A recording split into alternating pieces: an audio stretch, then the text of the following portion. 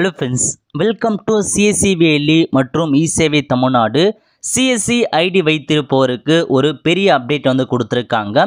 அதாவது எல்லா CSC ID வைத்திருப்போருமே கண்டிப்பாக நீங்கள் இகேஒய்சி கட்டாயமாக வந்து பண்ணுற மாதிரி இருக்கும். ஸோ இந்த வீடியோவில் இகேஒய்சி எப்படி பண்ணுறது அதை பற்றின இன்ஃபர்மேஷன் தான் இந்த வீடியோ வந்து பார்க்க போகிறோம். இந்த வீடியோ ஸ்கிப் பண்ணாமல் ஃபுல்லாக பாருங்கள். அது மட்டும் அல்ல, இந்த வீடியோ நிறைய பேருக்கு ஷேர் பண்ணுங்க. ஓகே, ஃபஸ்ட்டு உங்களுக்கான சிஎஸ்சி லாகின் பண்ணதுக்கப்புறம் இப்போதைக்கு டேஷ்போர்டில் இந்த மாதிரி தான் ஒரு இன்ஃபர்மேஷன்ஸ் கொடுத்துருக்காங்க பாருங்கள். Your early eKYC is due, please complete your eKYC and provide residential மற்றும் கியோஸ்க் அட்ரஸ்ன்னு சொல்லியிருக்காங்க. ஸோ இகேஒய்சி அப்டேட் பண்ண சொல்லியிருக்காங்க. வருஷம் அப்டேட் வந்து பண்ணுற மாதிரி இருக்கும். இந்த வருஷத்துக்கு எல்லாருக்குமே அப்டேட் பண்ண சொல்லியிருக்காங்க. இப்போ அப்டேட்னு ஒன்று இருக்குது பாருங்கள், அந்த ஆப்ஷன் நீங்கள் வந்து கிளிக் பண்ணால் போதும். இந்த மாதிரி தான் ஒரு பேஜ் ஓப்பன் ஆகும். ஓகே, இதில் உங்கள் ஃபுல் நேம் கொடுத்துருப்பாங்க. அதுக்கு கீழே ஆதார் நம்பர் கேட்டிருக்காங்க பாருங்கள். இதில் போயிட்டு உங்கள் ஆதார் கார்டு நம்பர் 12 டிஜிட்கான ஆதார் கார்டு நம்பர் என்ட்ரு பண்ணிவிட்டு வேலிடேட் அப்படின்ற ஆப்ஷன் நீங்கள் வந்து கிளிக் பண்ணால் போதும்.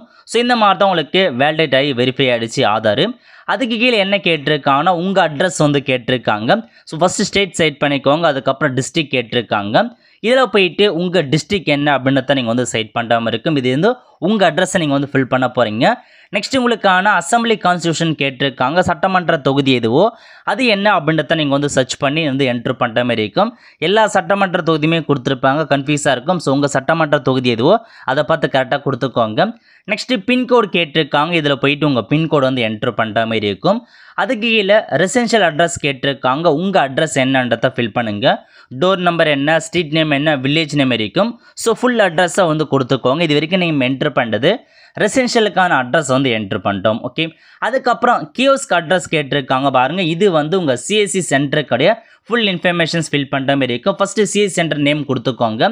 அதுக்கப்புறம் ஓனர்ஷிப், நீங்கள் வந்து கடை வச்சுருந்து ரெண்டடாக வச்சுருக்கீங்களா, ஓனடாக வச்சுருக்கீங்களா, கவர்மெண்ட் ப்ரிமிசஸான்னு கேட்டிருக்காங்க. உங்கள் சிஎஸ்சி சென்டர் ஓனாக வச்சுருந்தா ஓன் கொடுங்க, ரெண்டடாக இருக்குன்னா ரெண்டட் அப்படின்ற ஆப்ஷன் நீங்கள் வந்து செட் பண்ணுங்கள்.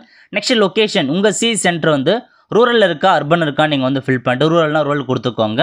கொடுத்துட்டு அதுக்கான அட்ரஸ் ஃபில் பண்ணுற மாதிரி இருக்கும். ஸோ ஃபஸ்ட்டு டிஸ்ட்ரிக்ட் கேட்டிருக்காங்க. டிஸ்ட்ரிக்ட் வந்து செட் பண்ணிக்கோங்க. அதுக்கடுத்து சட்டமன்ற தொகுதி கேட்டிருக்காங்க. இது எல்லாமே கியோஸ்க் அட்ரஸை பொறுத்த வரைக்கும் உங்கள் சிஎஸ்சி சென்டர் எங்கே இருக்கோ அதுக்கான அட்ரஸ் கொடுக்க போகிறீங்க. நெக்ஸ்ட்டு சப் டிஸ்ட்ரிக்ட் கேட்டிருக்காங்க. சப் டிஸ்ட்ரிக்ட் கொடுத்துக்கோங்க. அதுக்கப்புறம் உங்கள் வில்லேஜ் கேட்டிருக்காங்க. சிஎஸ்சி சென்டர் இருப்பதற்கான வில்லேஜ் என்ட்ரு பண்ணிக்கோங்க. அதுக்கப்புறம் கிராம் பஞ்சாயத்து கேட்டிருக்காங்க. கிராம் பஞ்சாயத்து வந்து கொடுக்குற மாதிரி இருக்கும். நெக்ஸ்ட்டு ஷாப்கான அட்ரஸ் கேட்டிருக்காங்க. இதில் போயிட்டு full address, door number, street name வந்து மென்ஷன் பண்ணிக்கோங்க. அது கீழே பின்கோடு கேட்டிருக்காங்க. பின்கோடு வந்து ப்ரொவைட் பண்ணுற மாதிரி இருக்கும். ஸோ கியோஸ்க் அட்ரஸ் பொறுத்த வரைக்கும் உங்கள் சிஎஸ்சி சென்டர் நேமை சேஞ்ச் பண்ணிக்கோங்க. அதேமாரி அட்ரஸ்லாம் ஃபில் பண்ணிக்கோங்க. என்ட்ரு பண்ணதுக்கப்புறம் பேன் நம்பர் கேட்டிருக்காங்க. இதில் போயிட்டு பேன் கார்டுக்கான நம்பர் அப்படியே பார்த்து டைப் பண்ணிக்கோங்க. பண்ணிட்டு வேலிடேட்டை வந்து கிளிக் பண்ணிக்கோங்க. ஓகே, அதுக்கப்புறம் கீழே ஒரு கேப்சா கொடுத்துருக்காங்க. அந்த கேப்சா கூட அப்படியே பார்த்து டைப் பண்ணிவிட்டு கீழே ஒரு டேர்ம்ஸ் அண்ட் கண்டிஷன்ஸ் கொடுத்துருக்காங்க. செக் பண்ணிட்டு நெக்ஸ்ட் அப்படின்ற ஆப்ஷன் நீங்கள் வந்து கிளிக் பண்ணிங்கன்னா உங்களுக்கு லோட் ஆகிட்டு இந்த மாதிரி தான் வந்து ஆதார் அப்டேட் கேட்கும். இதில் மேலே ஒரு டேர்ம்ஸ் அண்ட் கண்டிஷன்ஸ் கொடுத்துருக்காங்க பாருங்கள். அந்த செக் பாக்ஸை நீங்கள் வந்து டிக் பண்ணிக்கோங்க. டிக் பண்ணிவிட்டு ஓடிபி ஆப்ஷன் நீங்கள் வந்து கொடுத்துட்டு கீழே கொடுத்துருக்காங்க பாருங்கள் ஜென்ரேட் ஓடிபின்னு, அந்த ஆப்ஷன் நீங்கள் வந்து கிளிக் பண்ணால் போதும். உங்கள் ஆதார் கார்டு லிங்க் பண்ணியிருக்க மொபைல் நம்பர் மற்றும் மெயில் ஐடிக்கு ஓடிபி வந்து சென்ட் ஆகிட்டு இருக்கும். உங்களுக்கு வந்திருக்க ஓடிபியை நீங்கள் அப்படியே பார்த்து வந்து டைப் பண்ணிக்கோங்க. ஸோ கண்டிப்பாக ஓடிபி வந்திருக்கும். அந்த ஓடிபி வந்து என்ட்ரு பண்ணிக்கோங்க. என்ட்ரு பண்ணி முடிச்சதுக்கப்புறம் வேலிடேட் ஓடிபி அப்படின்ற ஆப்ஷன் நீங்கள் வந்து கிளிக் பண்ணினா உங்களுக்கு லோட் ஆகிட்டு இந்த மாதிரி தான் வந்து பார்த்தா இகேஒய்சி சக்ஸஸ்ஃபுல்லாக வந்து பார்த்தா கம்ப்ளீட் ஆகிடுச்சு. இப்போ நீங்கள் go to digital Seva portal அப்படின்ற ஆப்ஷன் நீங்கள் வந்து கிளிக் பண்ணிங்கன்னா டேரெக்டாக சிஎஸ்சிக்கான போர்ட்டலில் போயிட்டு உங்களுக்கான சர்வீஸ் எல்லாமே நீங்கள் வந்து பண்ணிக்கலாம். ஸோ இப்போதைக்கு இன்னமும் வந்து பார்த்தா இகேஒய்சி பண்ணணும் தான் காமிக்கும். நீங்கள் லாக் அவுட் பண்ணி முடிச்சதுக்கப்புறம் அது ஆட்டோமேட்டிக்காக அப்டேட் வந்து ஆகிடும். ஒன்றும் பிரச்சனை கிடையாது. இந்த மாதிரி இகேஒய்சி கம்ப்ளீட் உங்களுக்கு வந்து ஷோ ஆச்சுனாவே நீங்கள் வந்து கம்ப்ளீட் பண்ணதாக அர்த்தம். அதுக்கப்புறம் நீங்கள் எதுவும் வந்து பண்ண வேண்டிய அவசியம் வந்து இருக்காது. ஸோ ஏர்லி கண்டிப்பாக நீங்கள் இகேஒய்சி அப்டேட் வந்து பண்ணுற மாதிரி இருக்கும்.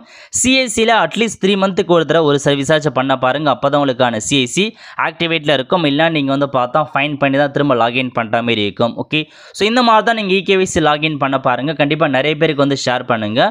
அவங்களும் இன்னமும் வந்து பார்த்தா இகேஒய்சி வந்து பண்ணாமல் இருப்பாங்க.